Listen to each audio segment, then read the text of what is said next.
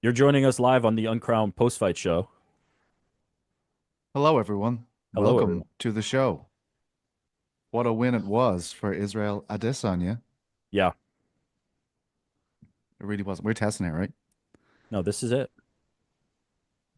We're here live on the show. Oh, excuse me. Hello, everybody. Welcome to the post-fight show in Saudi Arabia.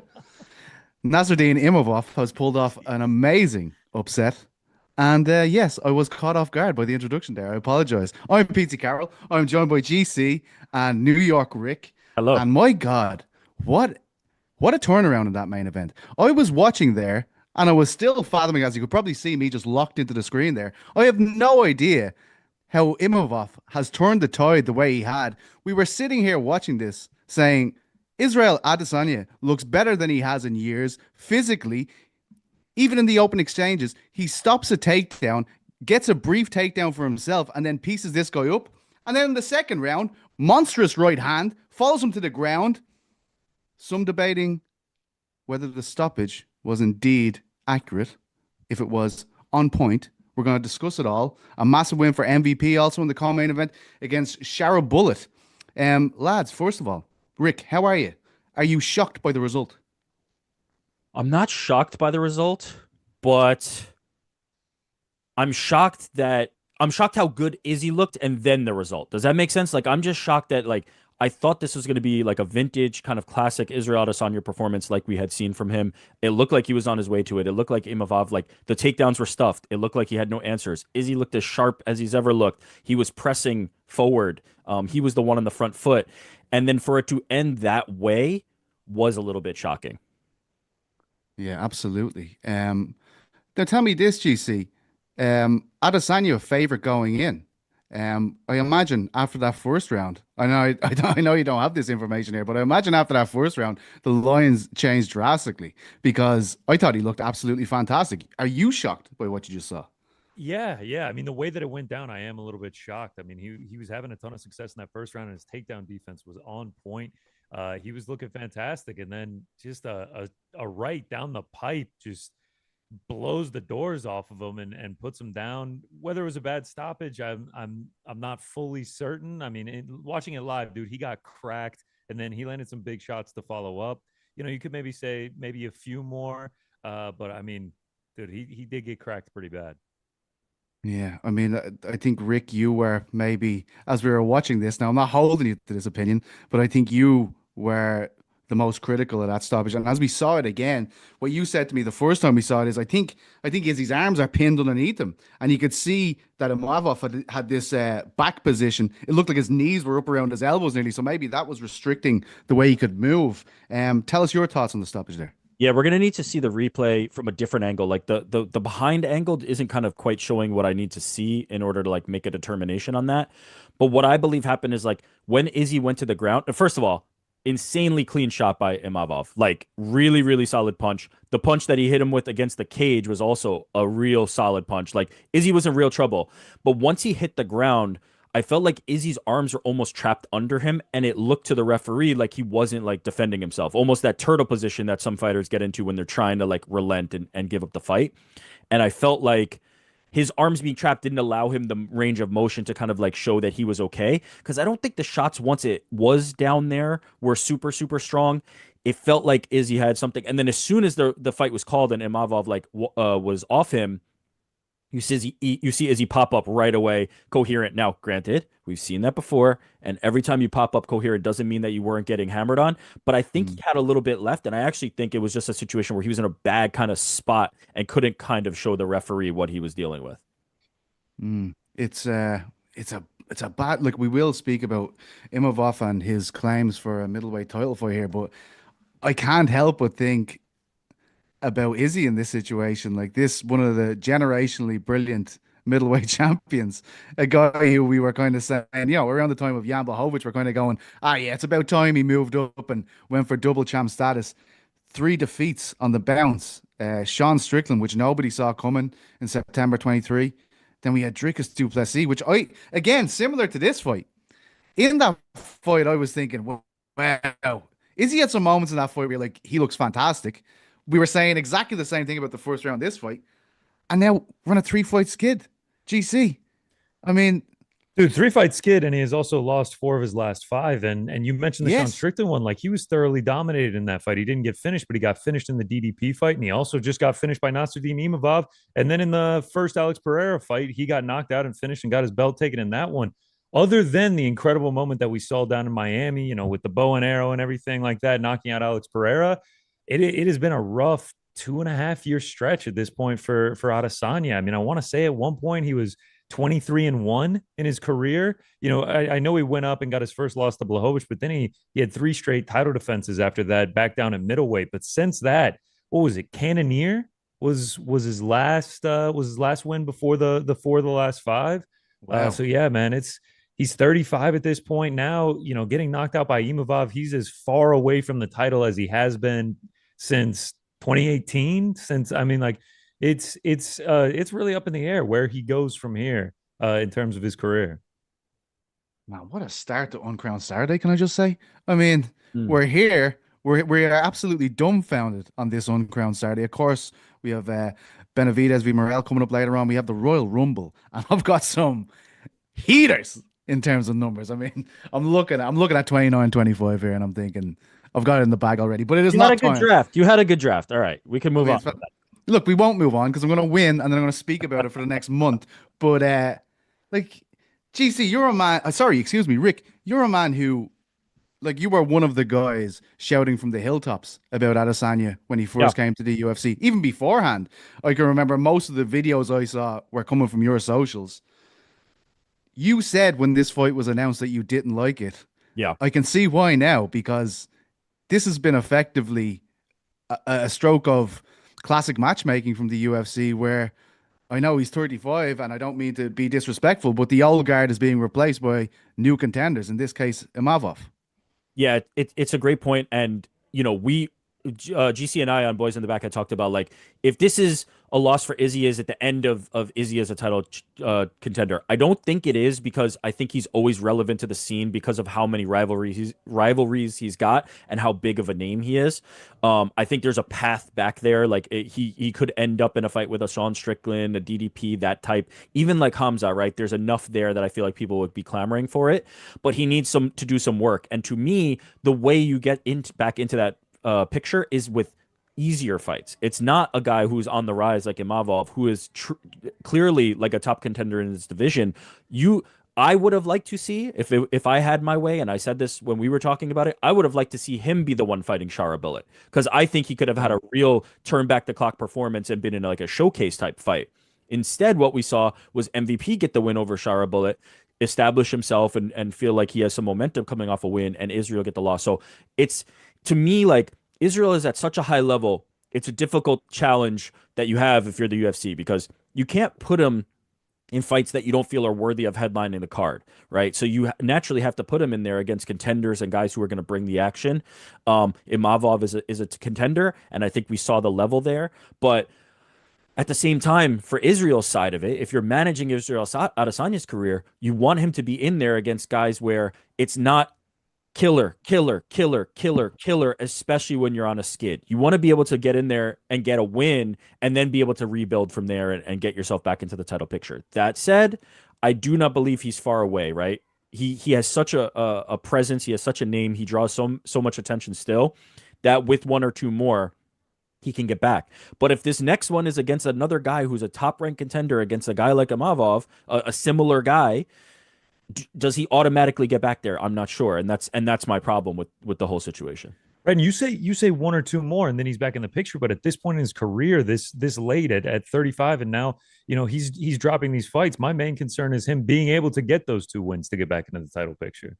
I agree with you, but my point is those one or two wins or even three wins, you can stack the deck to not be against Imavov, right? If you fight a Sharabulla type, you're making it easier to climb back out of that hole, and that's where I kind of had an issue with the matchmaking. Now, at the same time, this is a little bit of Monday morning quarter.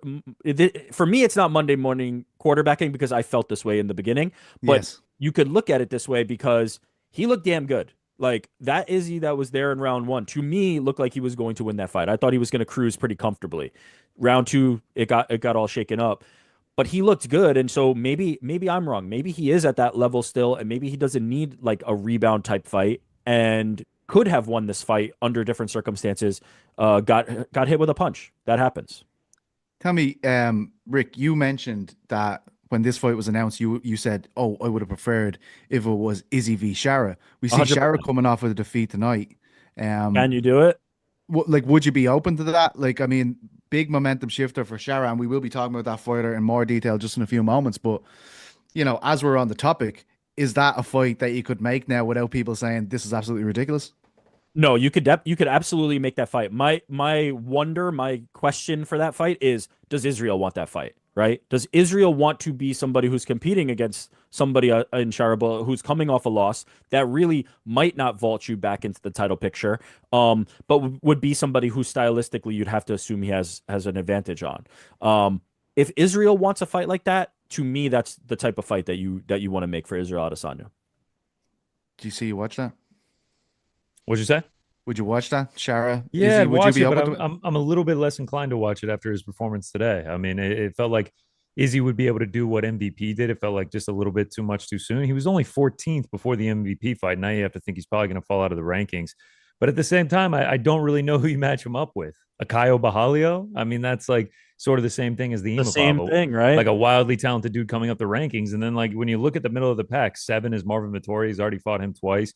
8, Jared Cannonier. Like these are all guys that already fought. Do you run back the two guys kind of down on their luck? Do you run back the Izzy versus Paulo Costa? I don't hate it. People would like that a lot, There's man. I heat don't hate it. there. It's like there's no title implications, but like it'd be an entertaining buildup. You could easily get that to headline a fight night like you did tonight. So like I feel like that's kind of where we're at right now in the career. I'd say this is an almost an ego death of sorts here for Izzy in this situation. Given how good he looked, like you could see the guy looked absolutely ripped getting into the cage. Um, Eugene Behrman, these guys, like they don't expect a guy of this caliber to be going on a run like this. And Chuck Mendenhall wrote an article in the lead up to this fight about, are we at the end of Izzy if he doesn't come away with a win like this? And you're talking about a guy who was at the very top of the world. We're in this situation where when he came along, we're looking for a new superstar in the sport. And everybody was saying this could potentially be the guy. I don't think it ever caught on the way we in the sport had hoped, as in him transcending to that level. But is there any possibility here? And I know I'm sure he's outraged by the result, but is there any way here that Izzy starts weighing up his career? As you said, 35. Like I don't think he ever expected to be on the end of a loss to Nassourdine Imavov. Not with disrespect to him, but I mean this pushes him further back. We're debating the legitimacy of a fight here with potentially Cheryl Bullet, who just lost to MVP. Is there any way that he just calls it a day at this stage and says, "I don't know if this is for me anymore"? I 100% think that's possible. In the package that they ran for this fight, he talked about how happy he is with life. In the interview he did with Ariel Helwani earlier this week, he talked about how happy he is with life. It would not shock me, and I said this in my breakdown of the fight. My main question heading into this fight was, is Israel Adesanya motivated and ready to ascend to championship caliber again? The performance showed me, yeah, like that guy's still there. Like the striking was on point, the takedown defense was on point. That guy, I believe, is still in there. He looked motivated. He looked like his camp was incredible. The shape he was in was incredible. I feel like the pieces are still there. But at the same time, when you are Israel Adesanya and you've done everything in this sport, and now you are looking at a skid like this, do I care to do it is a legitimate question. So I don't know the answer. I think Israel's kind of a little bit mercurial, like we won't know until he knows and he decides. And it could be tomorrow or it could be a month from now. We'll kind of have to see that. But it would not shock me if Israel Adesanya said, "I'm good. I had an incredible run as one of the best champions this organization has ever seen. I've got more money than I know what to do with. I don't need this anymore. I'm going to go do something else." I would not be shocked at all. I mean, how could he at least not consider it? I mean, he was 13-1 at one point with 6 title defenses. He's done everything in the sport. By the next time he's going to fight, he'll be 36 years old. Now he's losing to guys like Imavov. Now he's several fights away from getting the title back. I feel like at least the consideration has to happen. Man, I just can't believe we're here. I can't believe we're discussing this, especially after the first round. And look, when I'm thinking about this, I'm thinking about the Dricus performance. I'm thinking about this performance when it all seemed to be going exactly how he wanted it to be. Like that says to me that this is a guy that's following a game plan. This is a guy that has prepared correctly for the fight. And then it just goes wrong. That must be one of the most disheartening things to happen to a guy who we know was on that level. He seemed completely untouchable, but obviously he was touched this time by Nassourdine Imavov. That big right hand in the second round wins him the fight. Right now, his streak of wins is after that weird no contest with Chris Curtis. It was Roman Dolidze, Jared Cannonier, Brendan Allen, Israel Adesanya. He is calling for the winner of Dricus du Plessis v Sean Strickland, which is coming up very, very quickly. And look, it's weird for me to say this because it's Israel Adesanya he's just put away, but is that going to be enough, GC? Like, you think he's made a case here for the UFC where they're like, yeah, that's the guy. Let's have him sitting beside the cage for Dricus and Sean No, because he is guaranteed. no, he's not next. Not with a guy like Hamzat Chimaev waiting in the wings. I think he is the deserved title contender at this point at 185. But I do think Imavov, especially if Sean Strickland loses to Dricus du Plessis next week, he has a great, great opportunity to get the rematch. His last loss was to Sean Strickland in that short notice light heavyweight bout in January of 2023. Get that one back in a big time fight for him. And if he wins that one, then it's like, all right, there's no stopping me now. I have to be the next one to get the title shot. I don't mind that at all, actually. Yeah, the Sean Strickland fight, but I will say, like, as much as we're saying maybe it's not enough. There is the whole thing with Hamzat, right, Rick? Like, this is a guy that seems to be only able to fight in one part of the world. If the timeline doesn't match up, he is automatically ruled out, or so it would seem. So, I mean, he might be the guy too at this stage, right?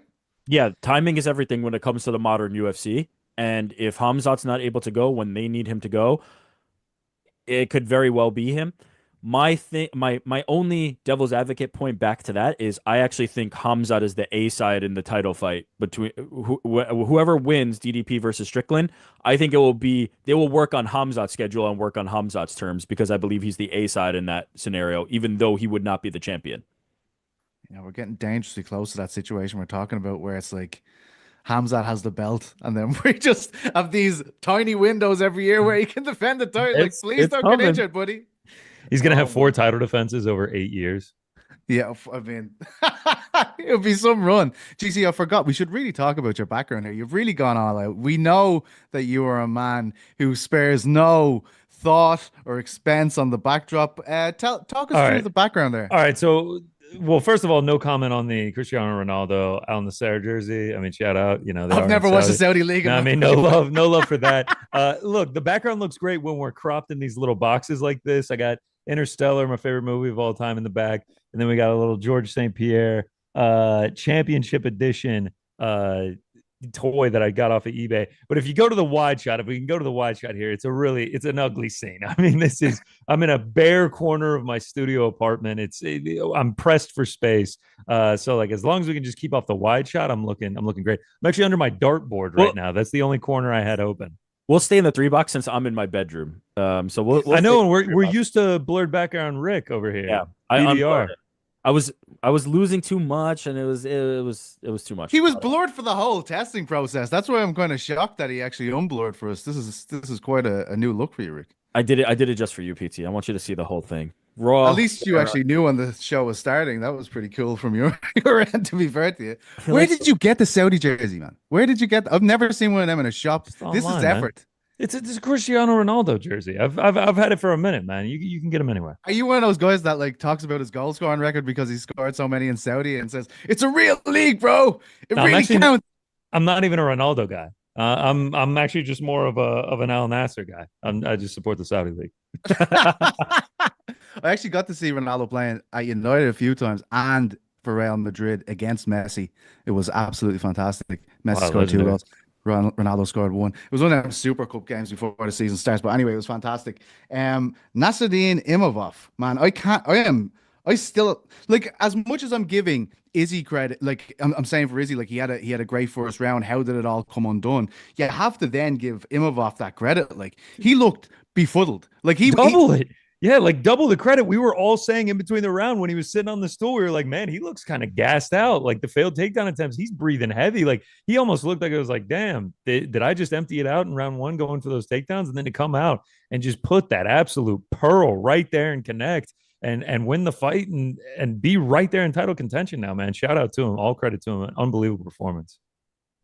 There Like is it was almost like he was confused, right? Like we were saying, like he was standing there fighting like a guy who had tried for 3 rounds to find a way to do this, and he couldn't figure it out. He's just kind of standing there looking at Izzy in round one, and then what the hell? 30 seconds into round two? Jesus. yeah, I mean, if you're him and Izzy stops your first couple of takedowns, you're in a rough spot. You can't outstrike Izzy until you do outstrike Izzy and you win the fight. I mean, it's an incredible turn of events, and shout out to him. I think you're right. Like maybe there's been an under serving of the credit that's deserved, but I do always feel like there's kind of always some explanation when it comes to his fights, right? Like this one, I feel like the book is going to be, Izzy got sloppy and he found it. Maybe even the stoppage thing. Although I will say that it seems like, based on the comments I'm seeing here and kind of what I've seen online so far, most people agree with the stoppage. Okay. I would like to see the alternate angle. I kind of want to see Izzy from the front before I make a determination. It was definitely not an egregious stoppage by any mean. Like likely what happens from there is just more punches come in and then it gets stopped 2 seconds later. But I would have liked to probably see those 2 seconds personally. Um, but there's always something with his fights, right? It's like, the other ones were too close and he didn't look great in this one and lost to Sean Strick. Like, there's always something where it's like he's not going to get the credit he deserves. Maybe this is the performance where everybody goes, okay, he stopped a former champion, knocked him out clean on the feet, and or rocked him clean on the feet and had him down on the ground. Maybe it's time. And truth be told, as you said, like I don't see somebody who's ahead of him in line other than Hamzat, right? He's Mm. very firmly in that position, and so he doesn't really have to do much. He can kind of just wait for his opportunity. Um, from one confused guy to another, Shara Bullet in the co-main event, Hmm. it looked very quickly like one of those signature MVP fights. And I know based on my own replies that I put out when I said this was a masterclass from MVP, having watched the guy for so long do exactly this to people. Um, he has a mixture of people out there online. Some people seem to love watching MVP do what he does, GC, but others not too keen watching the man go to business for 15 minutes. Where do you lie in the MVP debate? I love it, but like I'm partial to MVP. I just think he's an entertaining guy. I think he's a great character having this sport. I'm glad that he's over from the UFC, from Bellator, and the success that he's had now. I mean, comes in, beats Kevin Holland handily, almost takes Ian Gary's O. Ian Gary doesn't get his back in that last round. He takes Ian Gary's O, and then yeah, I'll go up to 185 to take Char Bullet's O too. That's fine. And I mean, however you feel about the fight, like he fought the fight he needed to. He did exactly what he needed to. 30-27 on two of the judges' scorecards. It was a great performance. I'm wondering if he's like, man, I was comfortable. I was fast. I liked the weight cut. I wonder if there's any chance that in the back of his mind, he's like, maybe I don't go right back down to 170 after this. I have a feeling he will go back to 170 just because like I feel like the physicality of the guys at 85 is going to be a lot for somebody who's like such a strong, lean kind of like speed guy. But I also think if you put him into striking battles with guys at 185, he'll look like he looked today. Like he will be comfortable. He will not be once it gets into the wrestling and the muscling, that's where I feel like he'd be at a big disadvantage at 85. But a guy like Shara, I feel like he could run this a million times and be in no real significant disadvantage. Right. Like I don't want to see him against like an Anthony Hernandez. Exactly. That is like, Yeah. that is what we do not need to see. But Yeah. if he goes back to 170, the Wonder Boy fight's still there. Oh boy, let's do it. What would you prefer? What would you prefer? Wonder Boy or like Who? Give me a name. Michel Pereira? Someone Wonder like Boy. that. Isn't he at 85 now? Yeah, but that's what I'm saying. If we're doing a Oh, you're saying 185 stay at 85 and fight Michel Oh, Pereira or go back But down to you're 170? right. Like Nah, give me the Wonder Boy. you need someone to agree to this gentleman's you have situation. to agree. You have to agree to strike. Yeah. And Pereira's become more than a one-dimensional fighter over the I years. Like we've seen him dominate dudes in grappling. Submission wise, he'll probably be on there top control. I don't love it because I feel like he'd probably see some food if he saw MVP. I think he'd know what to do there. I got one for you. Let's Hit go us. back down to let's go back down to Okay. 170. Carlos Praches. Oh, that Sign could me Jesus, be up I for thought fun. that. you said you liked Michael Page. What is wrong Come with on, you? man. Come on. And in the contract agreement, MVP has to pick up cigarettes during the training camp. Here's my Um, here's my thing with that. If you're Prochez, I feel like you've passed that. You've gone past Okay. the MVP position. I think he's looking at like a top true contender that if you beat, you get a title shot type situation.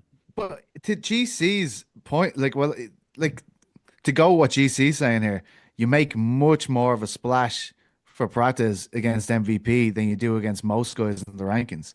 Just who he is, the way he fights. Right, man. You Um, put MVP on skates and you knock him clean out, and then you light up a Marlboro Red in the octagon. You're going to get some attention. What about like I don't hate it, but like if I'm Prochez like Gary, there's Yeah. fights out there that would put you higher and faster. phew, What about Shara it's Bullet? I think we were all in agreement that like he kind of hadn't blown the doors off for us. Like we weren't like, wow, this is the guy. He's had some great moments, especially the double spinning back fist and some good performances along the way. But this, I mean, a bet on MVP. We talked about it on Thursday, Rick. Like we both felt like MVP was the play here, the pick here. Yeah. So like it didn't come as a shock for him to win this. Like No. where does he go now from here? Like it's sort of like did he? I don't want to say get exposed, but it's just like it felt like maybe a little too much for him. Yeah, I agree with that. Like it definitely looked like this was a level above. At the same time, though, like MVP, if you put him in striking battles, he can win those. It'll be fun. Like it'll be an opportunity for him. I think MVP was just a little bit of a level too high for him, but you put him in there with guys who will stand and strike, and he will be able to do it. It just looked like this was a different level for him. It looked like this was a different level of striking, but he could be a fun guy to start off cards or be somewhere in the high prelims. As long as you give him opportunities to strike. Just I don't want to see him versus a wrestler the same way I don't want to see MVP versus a wrestler. yeah, it's all like what will go against them. Like to your point, like you're saying, you put him in a striking match, people will automatically point to this striking match. But to say that MVP is like a conventional striker. This is some kind of pattern that you Different. see many times is a Yeah. complete lie. Like he is so weird. You could see Gary when he was fighting him too. Right, I need to get a body lock. I need to just get this guy on the ground because I do not know what in the name of Christ he is doing. I'll MVP actually celebration. I'll actually say about MVP. Like I was actually a doubter when he came over to the UFC. I picked Kevin Holland. I was like, man, I don't know if he's on this level, and he's shown that he clearly is. I think it was a must win for MVP because I don't like even look, you're talking about the Kevin Holland fight. The amount of talk like Kevin Holland that week, it was almost like someone had been in his ear saying, "You can't lose to a Bellator guy," because that's all he said all week. Historically, we have seen sometimes when someone comes over, they want to make a big example of them nearly. They want to say, like, yeah, you were a contender there, you aren't in the rankings here, you cannot compete here. I think that was probably the message that was attempting to be sent when he matched him with Kevin Holland. He gets the win today, MVP. Um, but does that win Dana White over? Like, as much as we're saying, like, this is a great win, that's two big kind of scalps in some ways for MVP, you get the impression that the lads aren't behind him as much as you'd like to see, right? Like, it just feels like you're still the Bellator fighter despite you taking this massive risk and coming across to the UFC.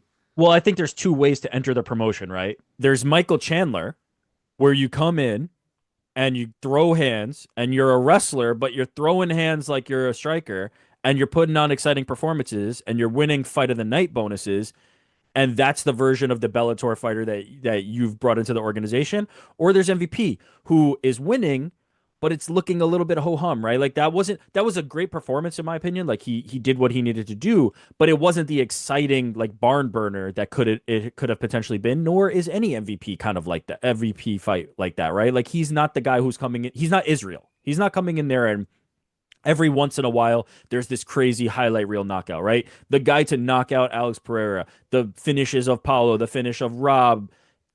So every once in a while there's some magic that Israel is able to deliver. MVP at this stage in his career hasn't been able to kind of like summon the early MVP magic that he had. It's really just like a tricky kind of point fighting puzzle for people to solve. And if you're the UFC, I don't imagine that like that's the guy that you're going, yeah, we're so thrilled to have in these spots. Um, because it's not that blood or guts kind of Michael Chandler thing. And I'm only comparing him to Chandler because that's what we're talking about, right? Like Yeah, a of course. Latour name coming over. Um, but at the same time, like you have to give the guy his due. He's now ranked, well, he's 15 on the UFC's rankings. You imagine he'll move up a little bit. Uh, Proches is 13 now, and that's again why I don't love that Telling you, matchup, right? Like, knocking on the door for that but if you're one. truly though, if you're Proches, right, you're 13. Do I go back and fight Page, or is it like, yo, I want to fight Jeff Neal, Gilbert Burns, Ian Machado, Gary? Like those are the guys I'd be looking at personally. If he I, takes, I think MVP fight does more for him than a Jeff Neal fight. I know Jeff Neal's 10th, but I Yeah, just I feel like agree from with a that. name value. you, I guess maybe. But let's say he could get Ian. Let's say Yeah, he take could the get Ian fight, Ian. of You course. have Yeah, to take an opportunity, or even Burns, right? These yeah. are names that I feel like will mean a little bit more. At the same time, I am mad at it. Who? All right, who does MVP fight? Tell me. You guys call it now. Who's MVP gonna fight? I'm gonna keep banging the drum. I'm gonna Michael say Carlos Morales. Prates. Michael Morales. That's not a bad one. He's at 12. That's a hell of a tough fight though, man. Dude, are you kidding me? I just picked the lads. That's a great fucking fight. And I it's feel like it's Wonder Boy. Oh, I we're feel gonna like try. We're gonna try and take I another row think there. yeah, okay, right. So the Wonder Boy thing, I think people have been titillated about this for too long. Like when you put those two styles together, it's like this is Ian Machado, Gary, and MVP again. Nobody was like, "Wow, what a fight! This is absolutely It wasn't a amazing." great fight. It wasn't a great fight. Like it's you are, and these guys, I think, with Wonder Boy and MVP, it's more likely to not have an added dynamic, which you saw with Gary, him taking the fight down. You're just gonna have two lads in blade stance trying to like jab kick each other for like 15 minutes. Like that is a serious possibility. But is it worth putting it on just so people could say, "I told you so"? I'm certainly into it. if you're the UFC, here's one reason you could is because it ties up two guys that you don't really quite know what to do with, right? That's a good point. Wonder Right? Boy and MVP are not going to be champions of this division. I'm going to go out on that limb, and just say that. But they're also guys who are kind of in the way of like a Morales and a Praches and like guys who need to ascend. So you kind of tie them up together, and then you put those guys a little bit higher in the pecking order and have them kind of churn over some of the old guard. But MVP, look, give him his due. Like he's a guy. I thought Kevin Holland was going to win the fight. GC said it. Like he thought Holland was going to win the fight. I didn't. Come over and okay, you had. Oh, you're so smart. No, I think I remember this actually. I do think I remember PT having him, and so, um, he's been better in the UFC than I think many would have expected or given him credit for. And I get the performances are not lighting the world on fire, but he's a tough problem to solve, and he's gonna be around for a little bit more. I think his style is one that has preserved his health, even though he can fight into a later age because he's been able to preserve himself and not been in these wars and been able to kind of strike from the outside. So just credit to MVP. It was a good performance to the point you were making. I don't think it like has the bosses going, this is our guy. Oh my God, I can't believe we need to push this guy to the top. But he did what he needed to do, and he's continued to be slick as he does it. The I kind the of feel UFC like. just. Sorry, go ahead. I was just gonna say the UFC just put up on their broadcast the performance of the night bonuses. Bogdan Grad, Nassourdine Imavov gets an additional 50K Wow, shout on out. top of the Izzy win, and then the fight of the night was the Saeed Nurmagomedov versus Loke Dog fight. That was a My great guy. fight. Just one point on MVP. We talked about earlier the mixture of reactions his fighting style gets. Like he's not gone in there, he's not knocking the dust off guys. But I feel like the UFC got this guy, and it's nearly like buying a McLaren to drive around to the store. Like you don't buy a car like that if you're just driving for 2 minutes down the road. You buy it so it can do all the cool shit a McLaren can do. And a kind of a microcosm of how I feel about this was with the ring after the fight. Like this moment, it's completely flat. And you know MVP is using the tiniest gap that the UFC are allowing him to do something with. When you saw like I've been at his fights in London and I saw the theater of it all when he walks out and everything.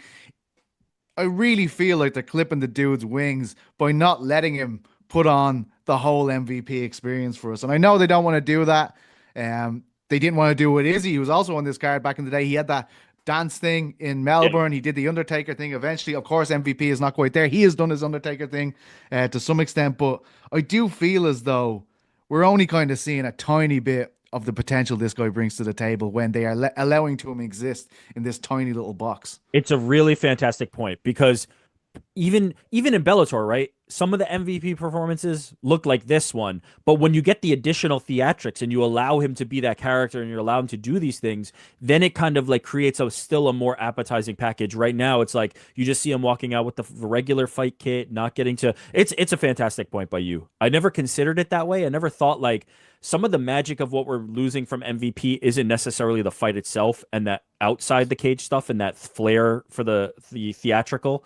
Um, and they've suppressed that fully, right? He talked about wanting to do some crazy entrance. He said to Ariel, he revealed it to Ariel, like he wanted to appear in the ring, That would like have been so they would cool. cut away and he appears in, and they're not letting him do any of that. And it's a great point by you. At the same time, I think we need MVP to like knock somebody out too. We need MVP, like if he wants to be in the position that I believe he wants to be in, the performances have to be better than like just outpointing Shara Bullet by a few punches. Like you have to really put it on the line and knock him out if you want to be in that title contention.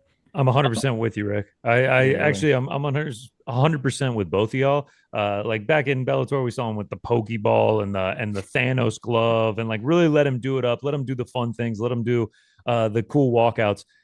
But also to your point, Rick, like let's start getting some highlight reel performances. Like Yeah. we've seen all three of his fights have gone to a decision, and the two wins, you know, the Kevin Holland one, he was talking some shit in there, and it was fairly exciting. But like it is him just outpointing people. The Yeah. level is there to me. Like the Ian Gary fight actually showed me like, yo, MVP is still like a good fighter. Like For that sure. And that's so the part that- fast, right? And and that fight still particularly, so you're like, slick and whoa. so fast. And like if Gary doesn't take him down there, that fight is a toss up, right? And we just saw Gary go with Shavkat. Like the level is still there. He needs like a real like definitive performance. And to your point, PC, like without the additional parts, without the kind of theatrics and the fun around him, all we have is the performances, and he needs that now. He desperately kind of needs one like that. But another win, still going to be ranked, going to probably move up at least a little bit in the rankings. He's doing things right. He needs like a performance that he could put a stamp on. Mhm. Do we need to talk about Sergey Pavlovich and Jairzinho Was Rosenstruck? that? I saw some memes. Was that Ngannou versus Derek No, Lewis too? It no, wasn't quite no, there. It no, wasn't quite no. there. It wasn't What quite happened there. to Pavlovich, man? This guy was like the murderer of the heavyweight division. He killed everyone Tom. in the first Tom round. Aspinall It happened. was just like Yeah. every single time he fought, it was like this guy's gonna break this dude in 60 seconds or less. And now we're going to decisions. The last two fights have gone to decisions. I And feel like it was like a nature thing. It was a shark. No, what? Yeah, a shark came along, right, and was chewing up everybody, just ripping fish to shreds, just devouring.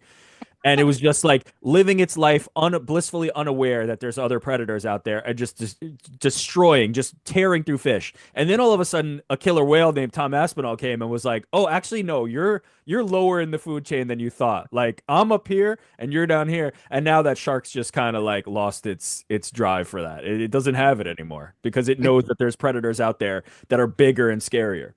I think he just constantly replays that moment because if you remember that knockout from Aspinall, he eats an absolute solid from Pavlovich just before, and he's Yes, like, yes. his eyes are like, Yeah. oh shit! I think Pavlovich just replays that moment. It's like, don't hit him, just don't hit him. He might hit Yeah. you back, and that's the Yeah. fight now. He did deserve the win, in fairness. Jairzinho No, also guilty of not doing an awful lot there.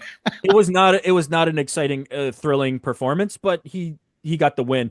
To GC's point though, like what is the value for Pavlovich of continuing to kind of scrape out wins like this? You need to get that like dominant knockout. I'm the scariest guy in this division thing back because he had a lot of believers in that, and I imagine that's still there. I imagine there's part of him that's able to kind of summon that again.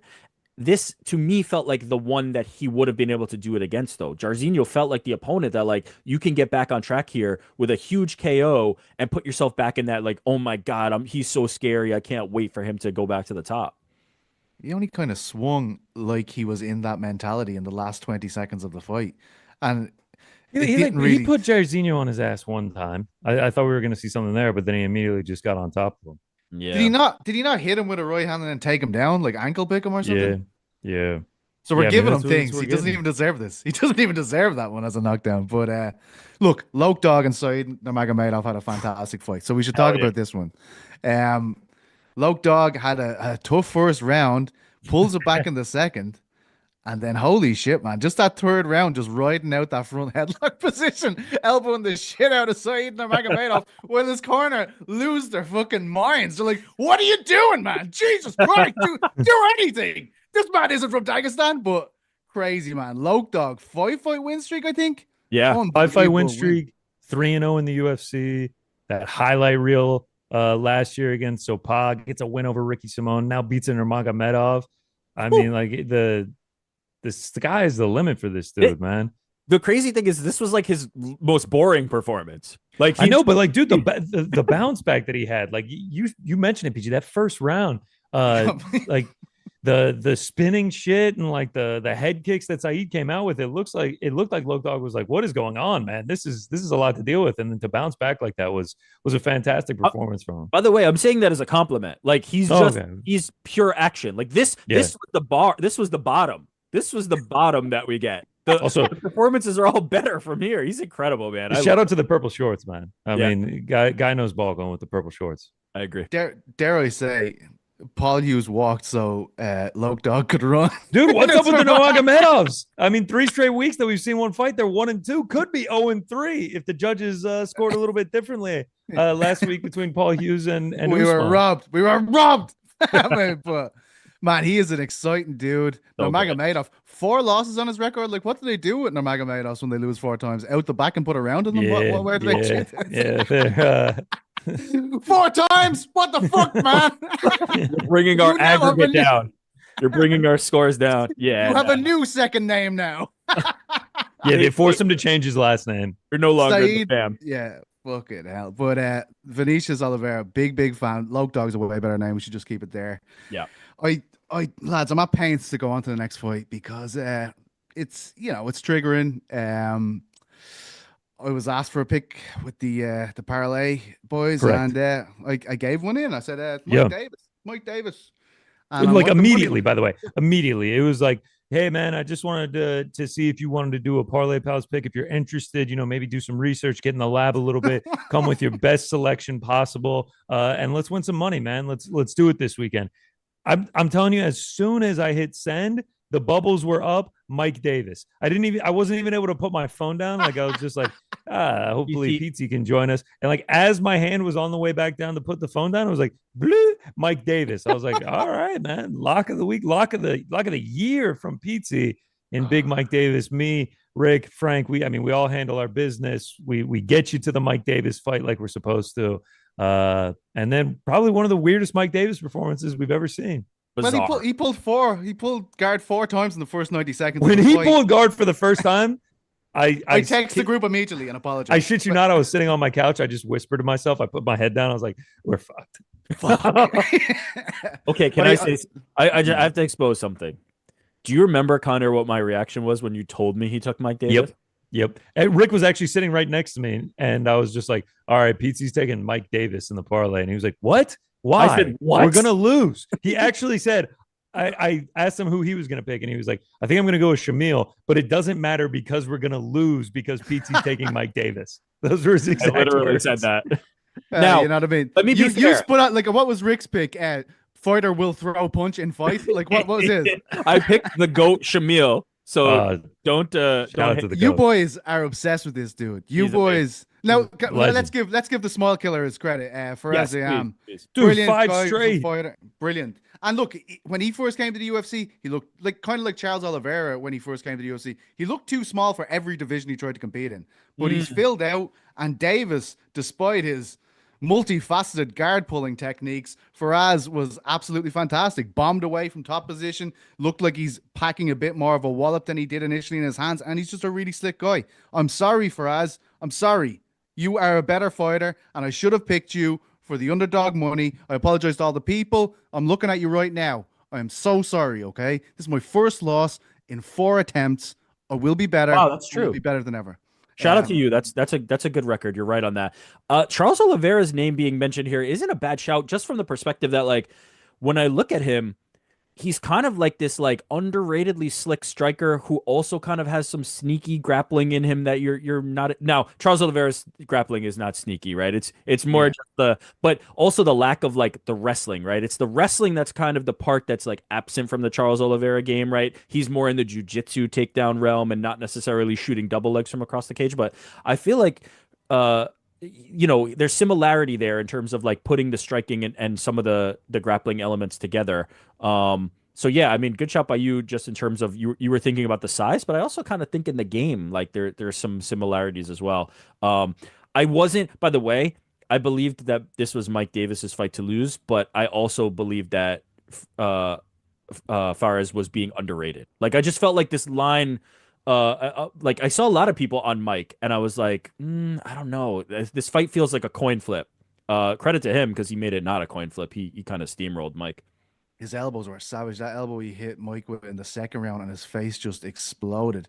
Yeah. It looked like a cut you usually see over the top of the eye because of how much blood was coming out. But it was actually an elbow to the back of his head here, and it was just pissing blood. Every time he Pissing, had him on dude. the It was ground, all over the octagon. it was like a fucking blood orgy in there. It was I absolutely actually, mental. I actually think both these fights. I mean, Farazan, we mentioned it, 5 straight wins, 7 of his last 8, and then the Loke Dog versus Said Nurmagomedov. I don't think any of these dudes are ranked. It just shows that insane depth at both 135 and 155. Like that, these guys are this class, and they're not even reaching the top 15 yet. Yep. Yeah, it was quality. We had wins from Mohammed Naimov on the undercard as well. I thought he would finish his opponent awfully on the night. He did not. Let's talk about your boy Shamil because GC and Rick, like I haven't seen the group chat popping like this in a long time. When this guy came in, he said he was channeling Usyk, looked more like Tyson Fury to me as he went about his business. But a big right hand drops Thomas Peterson in the first round. There are images being put up online of this man with a gold belt around his waist. GC, why do you love Shamil Gaziev? I will neither confirm or deny whether or not I was responsible for said images with him with gold around his waist. But yeah, Was man. it I not mean, spinning back fist? No, like I saw he's them. They, spinning back fist yeah. took my picture. It's all good. It's all good. I mean, I Oh was literally well. making the Photoshop during it, but I mean, I'm stealing pictures anyway, so it's all good. But I mean, I made the Photoshop as he was getting the knockout. I don't know. He's just like he's a character. He actually shows some personality. If you go on his social media, like he tries to make jokes despite like not speaking perfect English or anything like that. He tries to have personality, get the fans invested in things like that. And then a division that's as shallow as heavyweight, why not? Like you don't have to put on the greatest performances. Like just be slightly entertaining in the octagon and then have charisma and have personality outside to get the fans on your side, and you'll be a fan favorite within the division. Yeah, yeah. He certainly put some people on notice with I that. Of course. look, I mean, the first fight of the night, Jamal Pogues, I thought he won that fight, and like So did people I. were like, yeah, I think there was a robbery, but not a ton of outrage for Jamal Pogues. Godziev gets robbed like that, people are banging down the doors at the UFC headquarters. Absolutely, uh, you're not wrong. I wasn't aware of his social media this until this week when GC kind of exposed me to how funny he is on social media. The, He's just a goof. I the like him. picture, yes, he's just such a damn goof. The picture of him where it's the poster of him versus Rosenstrike, and it's him on one side and Rosenstrike on the other, and then him again in person on the other. And he tweeted at Rosenstrike, and he's like, "We've got you surrounded." Is one of the most all-time tweets I've ever seen. I also um, kind of like him because he's sympathetic of like the idea of him being headlining some UFC fight night was really bizarre to me because I was like, what the F is this? Undefeated But prospect at the time. Come on, man. I know, but it was like nobody's ever heard of him, and most prospects when they come to the UFC kind of like find out, and he found out. Um, but then I'm like, okay, now I'm sympathetic. Now I'm cheering for this guy to kind of get his lick back and get on a roll, and he's looked good. He's He's looked here to put Bahraini and MMA on the map, and yeah. he's doing so. yeah, absolutely. Yeah, Bahrain, what a spot. KHK MMA, all the boys out there. They did a big kind of sprawling buy up of a lot of European fighters. John Kavanagh was involved as well. James Gallagher. Of course, we know that Makayev based himself out of Bahrain as well. But Terence McKenny back in the win column finishes Damir Hadzovic, who is one of the toughest motherfuckers honestly, I know he's not exactly a heralded guy, but he's been in the UFC for a very long time. He used to be that one of those guys that was always on the undercard of those European events they do, like in Prague or Hamburg. This guy was always kind of on these things. Terence just blew the head off him in round one. Great to see him back. Another big personality from social media. There is nothing that I love more than Terence McKinney fight week because it means I will have several bets placed on the under. Today I had Terence McKinney round one, and then I used the under 1.5 in a parlay. I used the under 2.5 in parlay pals and another parlay. It's just like we're feeding families out here, Terence McKinney. I mean, he is always good no matter who he's fighting. He came out and he's so chaotic and he's so crazy. Immediately starts pressing the action, and the commentary team is like, "Oh, Demir's trying to match this." And they're like, "You have to." He's just so chaotic. He's so crazy. He forces you into that fight. Demir has been to like 4 decisions in his like 6-fight UFC career. And Terence is just like, yeah, it's not happening here, man. This one's ending in the first. Like the fact they gave us -140 on the fight to end in round one was a gift. Yeah, You it's said he's crazy. feeding families. He's recently had a child, so he's feeding his Congratulations. family. Congrats on him getting Yeah. that win and bringing some money home. Your girl Congrats as to well, him. lads. I mean, do we have drops here, Frank? If No, I no say drops, no drops, no drops. Frank's not even listening, man. ah, Frank's Right, over yeah, there. Frank's checked out Frank's playing early. PS5 or something. He's just waiting for the recording to end so he can throw it up on the podcast feed. Yeah, shout out to Jasmine, man. She's doing Frank, it, man. Frank is in fact here. He is showing us that he is here. Skin condition still the way it was, completely blurred. It's absolutely mental looking. But Jasmine Jazdavicius, boys. Did I say that right? One of you Jasmine say Jazz the it. Vicious. Yeah, I Jazdavicius. mean, what more can you say? Already, like she lost in September of 2023 to Tracy Cortez, and now she's already back on a Crazy. 4-fight win streak. And it feels like she's looking better every time we get out. The ground game, the way she handled Myra Buena Silva on the ground was just a You thing of beauty. I mean, she just keeps getting better. And like the craziest part is, I feel like every time I see her fight and they show the tail of the tape, I'm like, she's 35. I feel like what? she's like 28. It feels like she's young in this game. It feels like she's only getting better. Absolutely. I can't believe that. Well, Well, she said like she I'm entered gonna late. She entered late. That's why. she was saying like I'm gonna be a female GSP. I compare her more to like a female Marab, where she just suffocates people's souls to the point where it's just like just fucking just end me. I can't. I I think she's a little more dangerous once it hits the ground than Yeah, Marab. she has subs. Marab's Absolutely. kind of like letting you be there and then getting up and doing it 10 more He's a times psycho. Yeah. until you're completely done. When you get on the ground with her, she's pretty much unstoppable. Like her top game is absolutely crushing, and it's not like a wrestler like pressure control. She's trying to finish you down there, and her success rate is really high. Like, and the hands are not bad either. Like she's looking really good on the feet. I'm starting to believe in this as like title contention territory. Like I wasn't sure what to make of her early on. Every performance, I'm just like, yeah, man, she's a tough person to deal with because she's also so big for the division. She's just massive, and when she gets you down, she, as PT said, like it's suffocating. She's on top of you and she's raining punches. And on the feet, she's no slouch either. Like I believe there's a path to her getting into title contention in a real significant way. Can we talk Yeah. about the fall of Myra Buena Silva? Man, January 20th of 2024.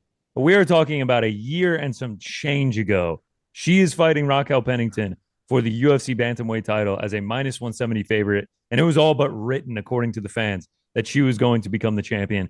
Loses that one, gets finished by Macy Chiasson, and now 30-27 on all 3 judges' scorecards when she moved down to 125. I mean, it's just crazy the hype that she was on, and the Holly Holm, her last win back in July of 2023, got overturned to a no contest because of the popping on the test. Like it's crazy to see how much it's changed for her. yeah, and this Yeah. was kind of the new coat of paint, right? Like it was like we're going to 25 and we're gonna make a run here, and it's She halted did before it fight gets nerds as well, converted. right? She moved to fight nerds, isn't that right, Rick? And then like Might be I don't know, but Yeah, they did say at the beginning of it that she's at Fighting Nerds. they've been on a roll I lately. was gonna say they might kick her after that. I mean, they're just like, no, That's the we only win Magomedov around that he was here. talking about earlier. It's just like we got to get out of here. She's gonna walk in and it's just gonna be dark, and all you're gonna be able to see is just the bright light of Carlos Prache's cigarette. it feels like Have the a seat, UFC. Myra. We got to talk. Oh Like man, come out with the X-Files. He just incredible. Yes, exactly. Yes, so good. I think the UFC might have known before we knew, just looking at the matchmaking. It's what we were talking about earlier with Izzy and Imavov.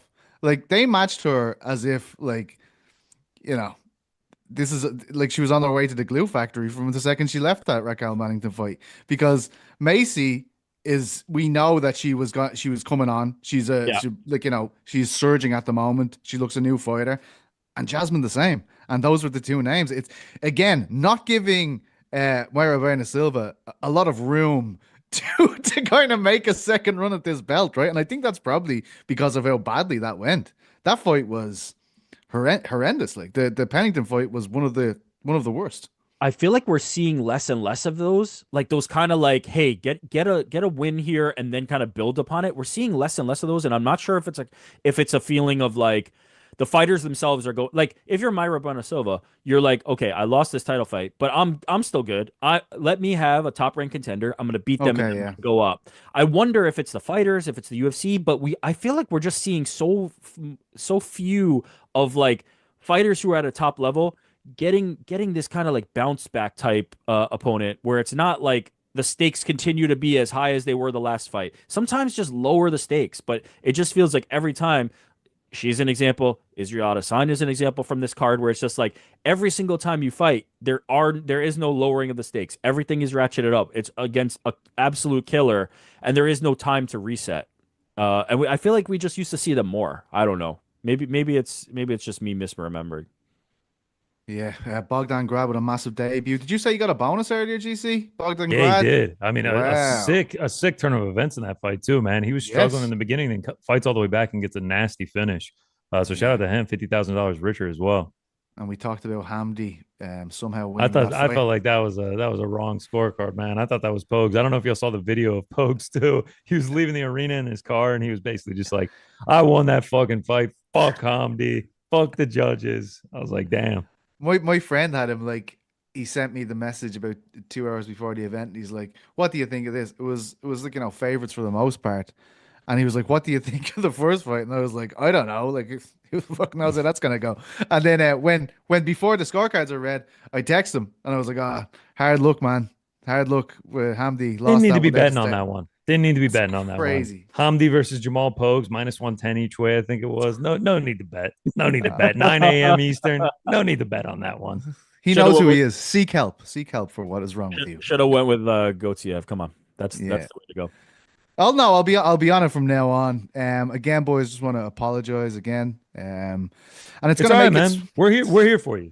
Just you know, never, ever let it happen again.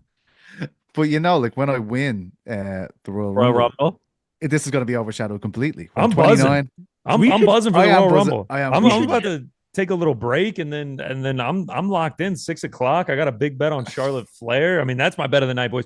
If Charlotte Flair doesn't win the women's Royal Rumble, don't call, don't text. Is that what we're doing? Is that like I You will won't because I need you to won't put some see me. action on this to keep Oh, myself. Oh, I'm you don't too even heavily know exposed. Connor and who are you with? Frank? No, you're with Me and Jordan are on John Aaron Cena. Jordan.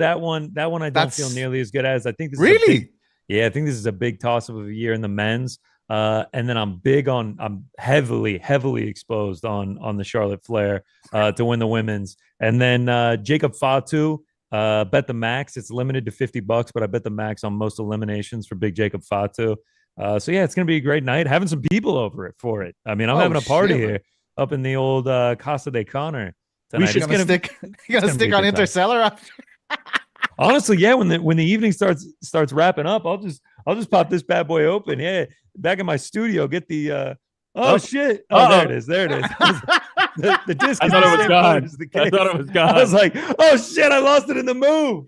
Yeah, this is Oh actually my the God. only movie I own on Blu-ray I like is how he's able to open it. It's is just is Interstellar. So shout out fully to him, man. functional prop. Oh, The confidence he had in opening that thing, man, that must be stuck onto the wall very well. So Oh, I yeah. commend you for this, JC. We got a pro crew in here. As long as we we stay on this shot, I'm looking. This is my professional studio we setup. should say that this is Uncrowned Saturday across Yahoo Sports. Like if you go to Yahoo Sports, you're gonna see it's Yes, Uncrowned absolutely. Saturday because we had UFC this morning into this afternoon. We've got Royal Rumble coming up for WWE, And we've got big boxing fight between Benavidez and Morel coming later as well. So you got the wrestling, you got the MMA, you got the boxing, you got it all on Uncrowned Saturday. Yeah, Shaheen and Al if Shadi already has an article up. UFC Saudi Arabia. Imavov shocks Adesanya with thunderous TKO. Shout out.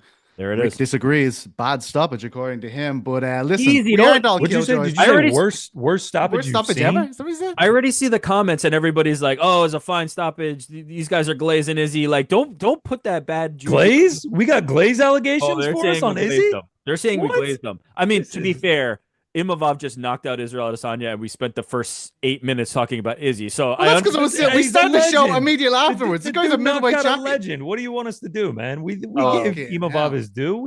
I'm talking about. I'm making fights for him with Sean Strickland.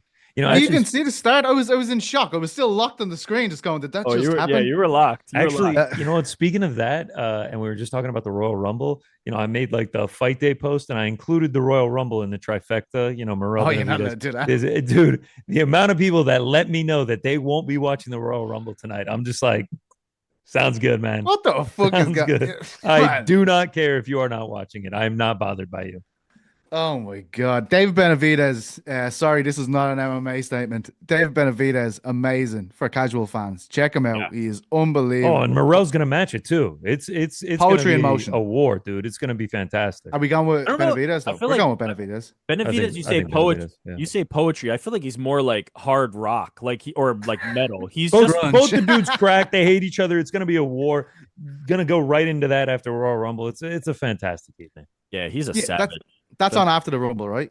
Yeah, It's like yeah, like I forget the ring time. I think it's Like, 11ish. When I looked it up, it said 11, but you know. So we're give or doing the take a few triple: minutes. David Benavidez, John Cena, and Charlotte Flair. That's the triple we want Don't to do. feel great about the John Cena. Charlotte Flair, What- take it to the bank. Why don't you feel good about his If- favorite if- everywhere? If no, it moved to CM Punk. It moved to CM Punk. Currently, right now, CM Punk plus 100, John Cena plus 150. Oh my God. All right. Yeah, I have things to do. I have to Yeah. assess things. Happy Uncrowned Saturday, everybody. I'm sorry if we glazed Izzy too hard, one of the greatest legends we've ever oh seen. no, at no, 185. I'm not Like, sorry. I'm not sorry for the glazing. fucking. We're talking about is he I'm a going to glazed retire? king. I'm a glazed king over here. Oh my. Wow. Professional glazer. Call me Jay Wait, Glazer. Jay Glazer. Yeah, I was thinking that. Right, lads. Frank's saying no. We Yeah, can't Frank say keeps that. logging. Frank keeps logging onto the Zoom, turning his camera on just to shake his head and then turn it back off. He's doing the I John love it. Cena. He You did the can't see John it. Cena. You can't see him. Lads, I love yous. Fantastic first leg of Uncrowned Saturday. Second leg, Royal Rumble. Third leg, Benavidez Morel. We're gonna have a great time. We'll be up all night throwing money needlessly away on crazy picks. That I You definitely won't shut your hit. mouth. You shut your mouth. Charlotte Flair's paying for my kid's college education tonight. Number 29 is going to win the Royal Rumble for the men. That's all I know. That's what I'm locked in on. Have it in the women's too. I'm going to be like Michael Jackson at the Grammys in 85. I'm going to have about 8 of them in my hands when I come in on Monday. But that's all we've got for you today. Thank you so much to everyone. Thank you so much to Mysterious Frank. Thank you to Rick. Thank you to GC.